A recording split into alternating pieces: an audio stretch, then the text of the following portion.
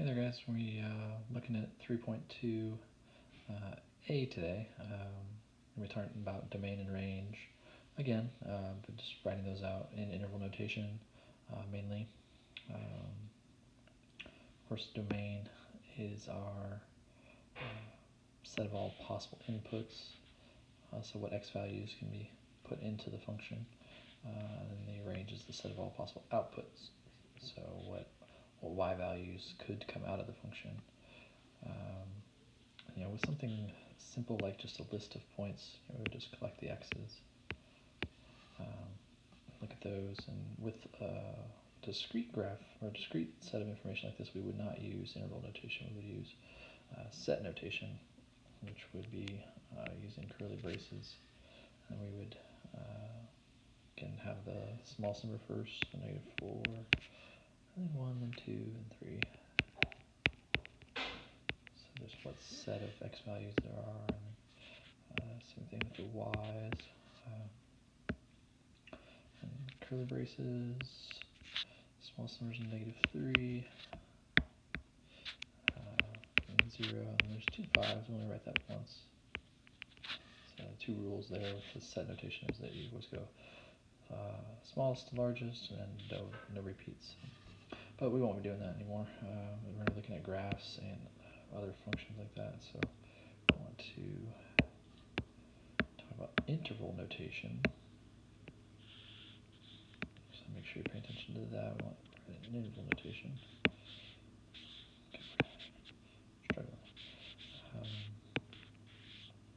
That's where we use the parentheses and the brackets to identify if it's a included value or an excluded value within the intervals.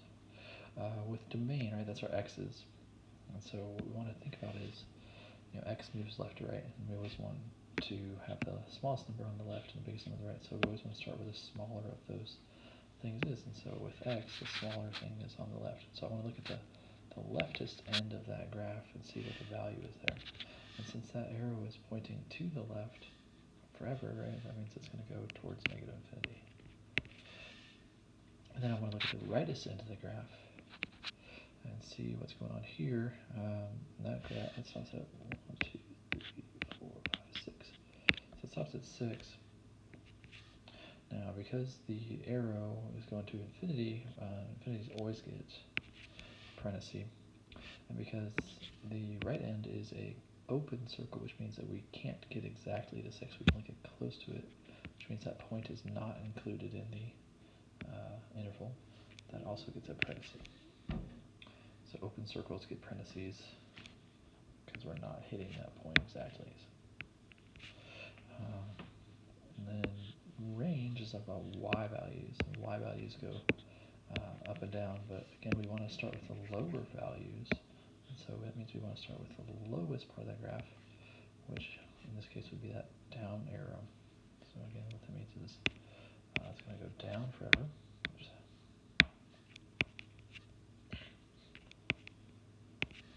And then I want to find the highest point on the graph. So let's see, 1, 2, 3, 4, 5, also 6. Now again, infinities always get parentheses. Now this time with the 6, we are being shown that we are hitting that value with a closed dot there. So because we're hitting it, we're including that number in our interval. That gets a bracket. So open circles, not included, parentheses, closed circles, included would be a bracket.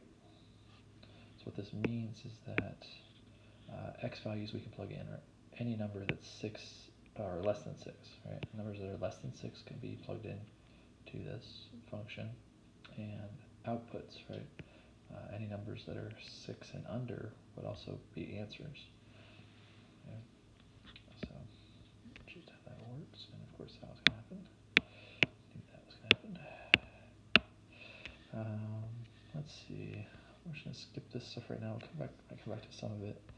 I want to go back to. All right. Have a good day. Look at functions and look at those.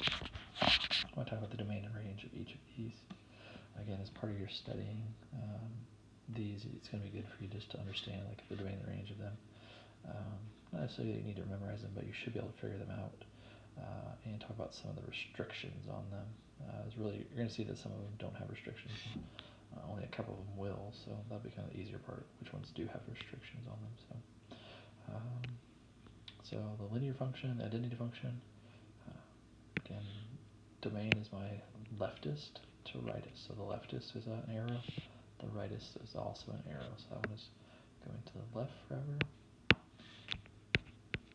and it's going right forever. So its domain would be all real numbers. And these would be parentheses. Range, lowest to highest. So the lowest is a down arrow, highest is an up arrow. So it goes down forever, goes up forever.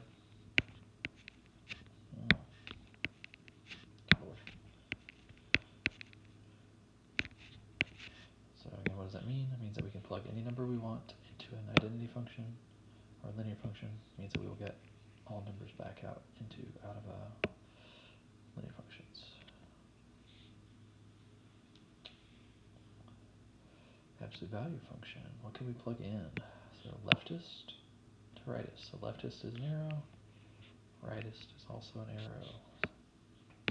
Domain, again, is all real numbers.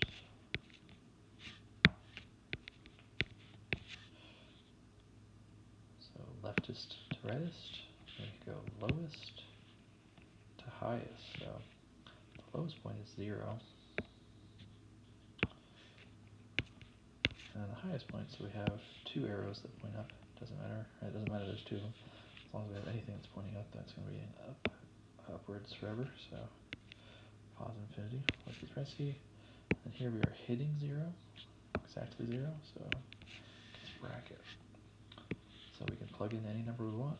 We only ever get 0 or bigger out. Quadratic function. Leftist to rightist. So that leftist side is an arrow pointing to the left. The rightist side is an arrow pointing to the right. So again, all real numbers for the domain. Range. Lowest, that'd be 0 again. Highest, arrow pointing up.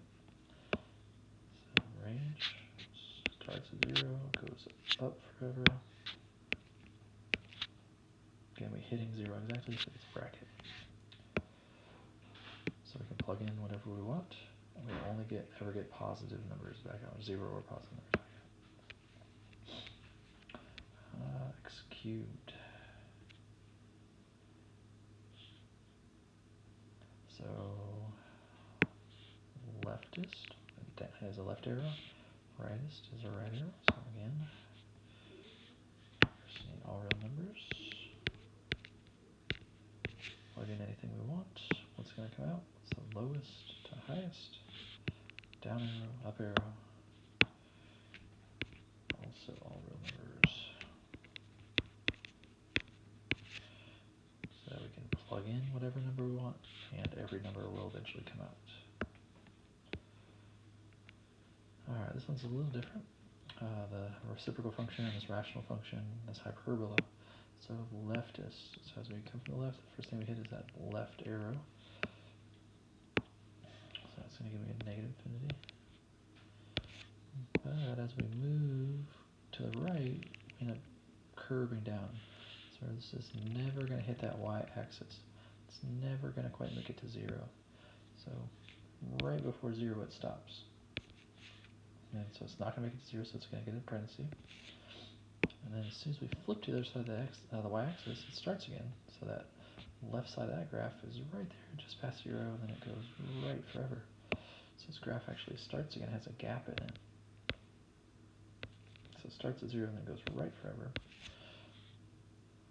And then what we do here to join these two intervals is we use what's called the union. It's just a U. So basically what this means is that we can use any number that's less than 0, but not 0. We can use any number that's bigger than 0, but not 0. Right? And so basically what this is saying is that we can use every number but 0, because 0 is the only number that's not included here. Okay? So as I come from that left side, we're good, we're good, we're good. And it's like, ooh, I don't want to touch 0. Skips right over 0. No, let's go good, good, good, good, good, good, good. It goes forever to the left, right. Looking at the range, so we start on the lowest side. So as we come from the bottom, we see a down arrow. As we approach 0, it starts to curve away again. Doesn't want to touch 0.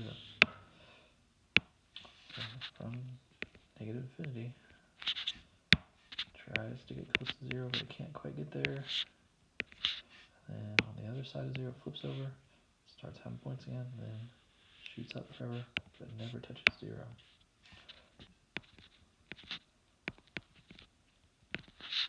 And again, we join this with the union symbol. So we can plug in any number but 0. Right? You can't plug 0 in down here, right? You can't divide by 0. And we'll get every number back out except for 0. Right? 1 divided by anything would never give us the 0 as an answer. So we'll get any number back out. We can plug in every number but 0. Right? Get any number back out but 0. We can plug in any number we want but 0. Square root function. It's a little different too. So that left side, approaching from the left side, nothing, nothing, nothing, nothing. Oop, boom, we hit 0, and all of a sudden we start getting points. And then it goes to the right forever. So our first value is 0, and it goes to the right forever. But we hit 0, exactly 0, right? Because the square root of 0 is 0. We can square root 0. And we can square any number bigger than that also. So the idea here, right? What can we plug in? I can plug in 0, I can plug in any number bigger than 0, but we're not allowed to take the square root of negatives, right? That's a restriction on the domain of a square root function. Can't square root a negative. Just like we can't divide by 0, so 0 is left out of the domain. So these are only two that we're going to see that have restrictions on the domain: square root functions and rational functions. And then the range, so we start on the bottom. Nothing, nothing, nothing, nothing. Boom, as soon as we hit 0, it starts having points, and then it goes up forever, albeit very slowly, but it does go up forever. So it starts at 0, and then goes up forever. Okay, we're including 0 because we have a value at 0. So I have to plug in numbers that are bigger than 0 or anything else, right? And I only ever get answers that are bigger than 0. And then the cube root. So left side arrow, right side arrow. So I can cube root any number I want. All numbers have cube roots. So there is no domain restriction on a cube root. And then also lowest point is an arrow pointing down, again very slightly pointing down. And then highest point, arrow pointing up, again very slightly pointing up. But it would go up forever. So I can cube root any number I want, and eventually all numbers would be answers to a cube root question. So it's kind of getting an idea, right? Like most of them do not have any restrictions on the domain. Right? We can plug in any number we want to a linear function. We can take the absolute value of any number we want. We can square any number we want. We can cube any number we want. We can't divide by any number. We can divide by most numbers. We just can't divide by 0. And then, right, half of the numbers we can't square root. Right, we have to square root positives only, or 0. So there's lots of numbers that we can't square root, and then we can cube root anything. So just kind of getting an idea about those couple that there are domain restrictions on. So watching out for those. So thinking about that idea of domain restrictions, I'm going to go into, all right, if you need to, you can go back. All right, we said the domain was all real numbers. Don't need to worry about squaring. Squaring is all good. Toolkit functions. We get cube root, what's this one? All right. We can cube root whatever we want. Doesn't matter if it's positive, negative, 0, we can that was this one. And this one had a restriction, right? That we couldn't divide by 0. Right, was the guy there. So we gotta find a way to make sure that denominator doesn't equal times. So we're gonna look at these functions and talk about their domain. Right, so we're only talking about domain here. These are functions. We're gonna write an interval notation. So we want to think about the idea of domain restrictions. And so what I want you guys to do is to identify what the function is that's being used here. And so what I see here is 5 minus 2x squared. So this function is an x squared function. And so what you need to ask yourself, right, since it's x squared, is basically, are there numbers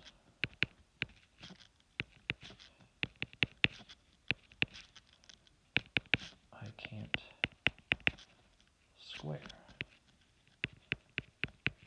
So you try to think of, like, are there restrictions on this domain? Are there numbers that I can't use? Because if we can use whatever we want, that means our domain is all real numbers, right? So we're trying to think of, are there numbers that we can't square, right? Is it okay to take 5 and square it? Sure. Is it okay to take like 0 and square it? Sure. I can do this, right? I can know what the answer is, right? 0 squared. Oh yeah, sure, I know what the answer to that is. Negative 3 squared, right? Can I do that? Sure, I can do that. Right, so there aren't numbers that I can't square. And so that means I can square anything, which means that my domain would be all real numbers. So your job here is to try to think about if there's a restriction on this function. Okay, since our function is squaring, then we move to square rooting. So f of x equals the square root of 4 minus 3x. So are there numbers I can't square root? And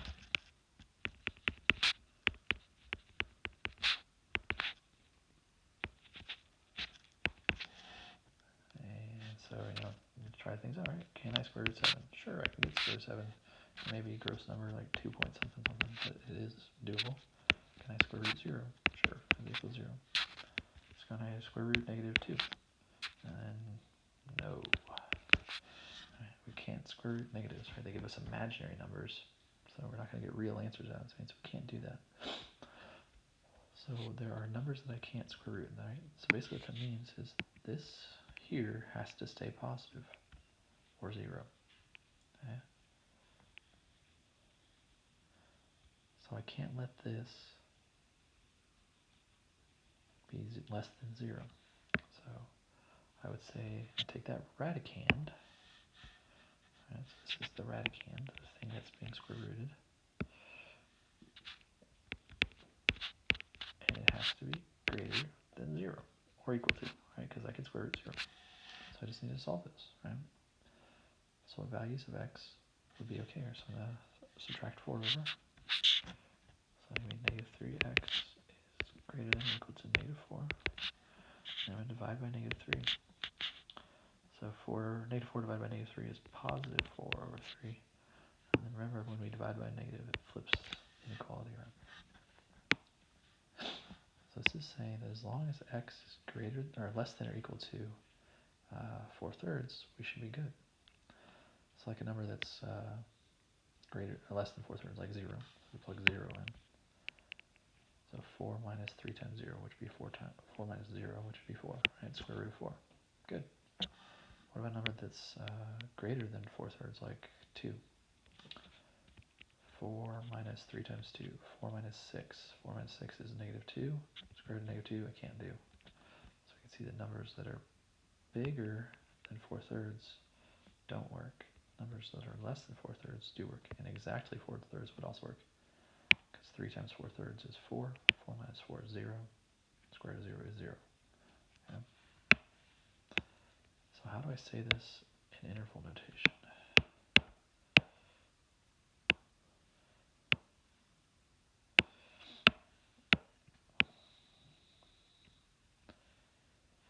So all the numbers that are bigger or less than 4/3, so if you needed to, you could think about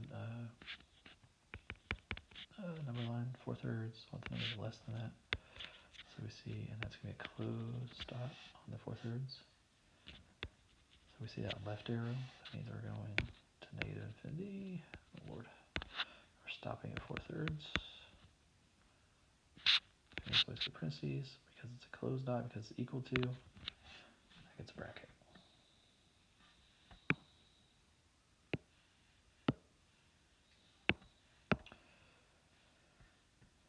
So square roots are tricky, right? So here's another square root, which means we got to watch out, because there are numbers that I can't square root.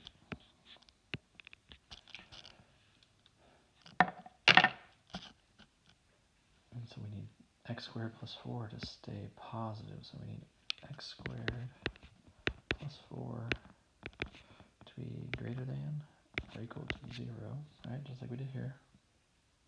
I want it to be 0 or greater. Stay positive, right? So we'll subtract 4 over.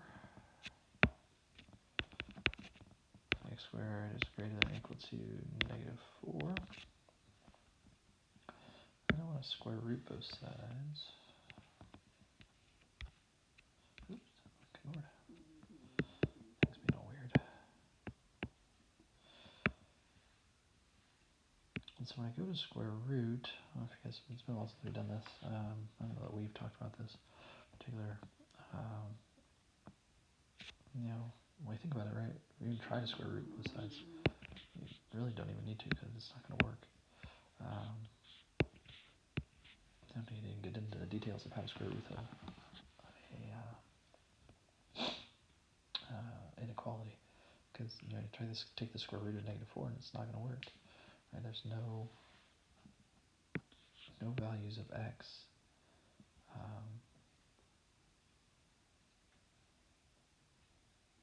that I could square and then not have be bigger than negative 4. Right? Because when we square any number, it's always going to be positive, and all positive numbers are bigger than negative 4. Okay. Yeah, if you think, go back to this, right?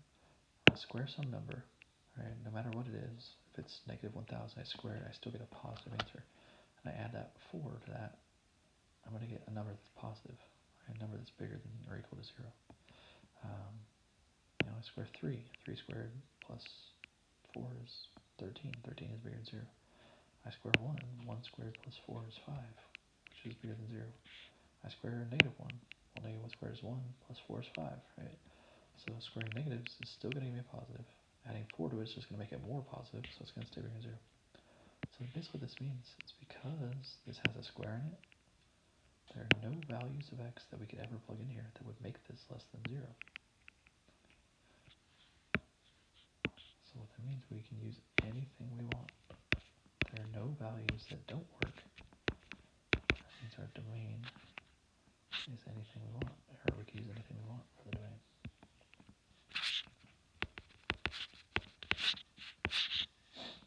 So that was kind of tricky because we had a square root, but then it turned out that that square and the square root kind of like cancel each other, and we said that we could use anything we want. So get the idea here. This can't be negative, but there's nothing we could plug in here that would ever make this negative. So nothing wouldn't work. That means everything will work. Right? Kind of a weird idea. You're looking for the numbers that don't do our tool, and then the square roots, right? So we can't square root negative, so we gotta make sure that this number stays positive or 0, right? So it's gotta be bigger than or equal to 0. So other than that, we should be able to pretty much do whatever as far as seeing that that's all real numbers.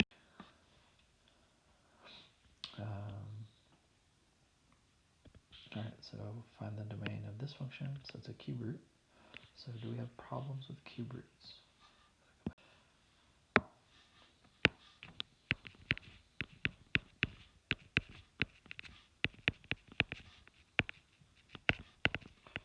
So that's what that means, right? So it's our domain is all real numbers. Okay, yep. Alright, and then we have the last one here is a rational function. Alright, so for fractions, we go back to so we're looking at this. So the denominator only is rational. And so we want to make sure that it doesn't equal 0. So what we need to ask ourselves is what would make it 0? And then we can't use that number. So we set it equal to 0, the denominator only.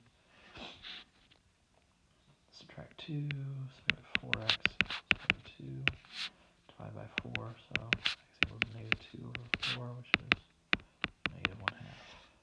So the idea is if we plug negative 1/2 in, 4 times negative 1/2 is negative 2. Negative 2 plus 2 is 0, and we're not allowed to divide by 0. So it can't be this. We're not allowed to equal not allowed to equal negative 1/2. Alright, so I would say this.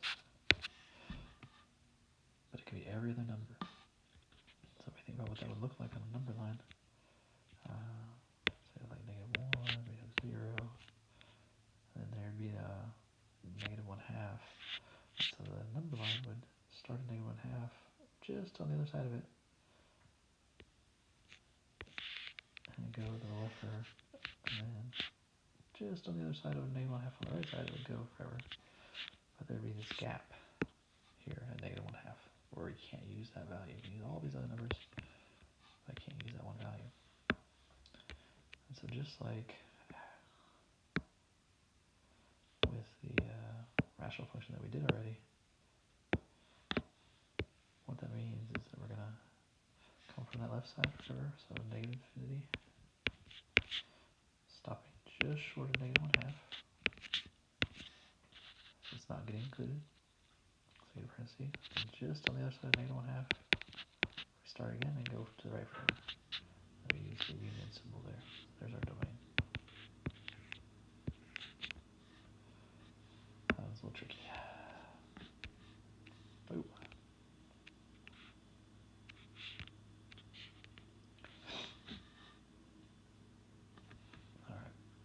Alright. Then you send some problems out of the book to show you guys graphs and the domain range of those. So you kind of do what you need to do. If you want to copy them down, you can. So if it's a fraction, right, if there's an x in the denominator, you got to watch out. That can't, whatever that is, can't be 0, right? It's not that x can't be 0. It's this whole expression can't be equal to 0. If you don't want to, you don't have to. So I didn't tell you which ones they are, just in case you want to look in the book for whatever reason. So we are going to do the domain and the range.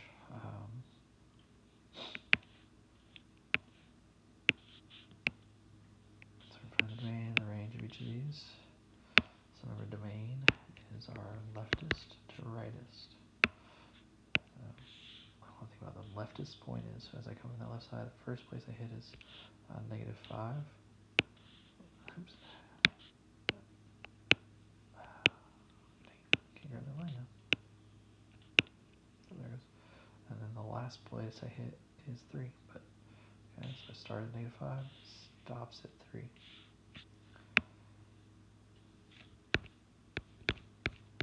But negative 5 is a closed circle, it means it's a bracket. 3 is an open circle, means it stops just short of 3, which is a parenthesis. Range. So leftist to rightist there. Now we go lowest to highest. So, oh, really? So my lowest point is, looks like, hits right there at 0. Remember my y value. Okay, and it looks like the highest point. So notice how these both are at 2, right? But one's open, one's closed. So it started at 0, stopped at 2. Now it's hitting 0, right? It's right there at 0. It's got a value as far as we can tell, right? If it looks like it's touching like that, you just need to assume that it's hitting. If they want you to know that it's not hitting, they'll use the open circle. So that's getting brackets. It's hitting 0. Now one side is closed, one side is open. That means this one stops just short of 2, but this one includes 2. So that means this one kind of takes over. So they both get brackets. So that closed dot will overrule the open dot. So give me the range on the next one. There's a little line segment here. So I want to approach from the leftist side. So the leftist point here is at 2. Watch your scale. And then the rightist point here is at 8. Left point is an open circle, parenthesis. Right point is a closed circle, bracket. Range, lowest to highest. Lowest point I see is at 6. Highest point I see is at 8. So 6 to 8.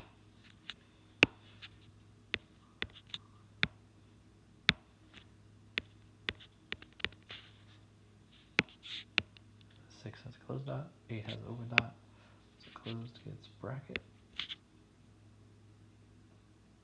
open gets parentheses. So leftist to rightist, lowest to highest. A couple more here. Domain, leftist to rightist. So I approach this graph from the left side First thing I hit is a left arrow. So that's going to go to the left forever, so it's going to be negative infinity. Last place I hit, the x value is 1. Infinity is always going to parenthesis. Notice the 1 has a closed dot, so give it a bracket. Look at the range. Lowest value is 0. Highest value goes up forever. So from 0 up forever. So positive infinity, downward. It's hitting 0, close dot, bracket. Infinities always get parentheses.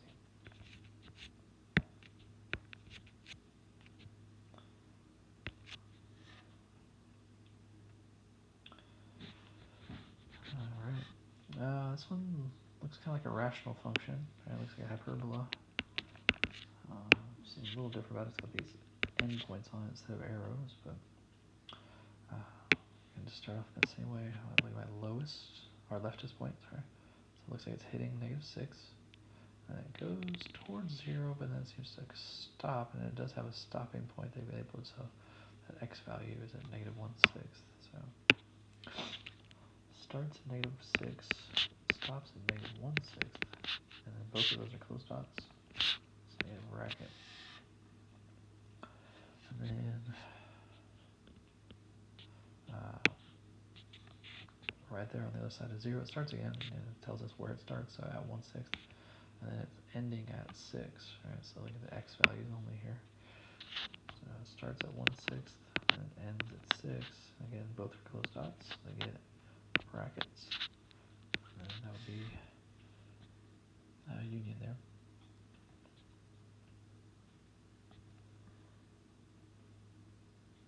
Why don't you go ahead and do the range in the Edpuzzle, and do that fish that up. So cool. And we'll move on to the last one. Alright. This time I'll have you do the domain in the Edpuzzle.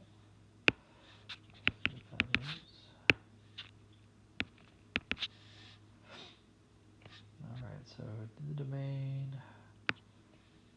Should have gotten -3, looks like, and it goes to the right forever.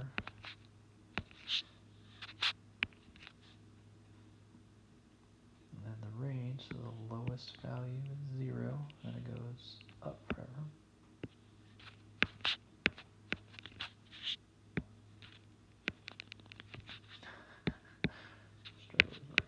There we go.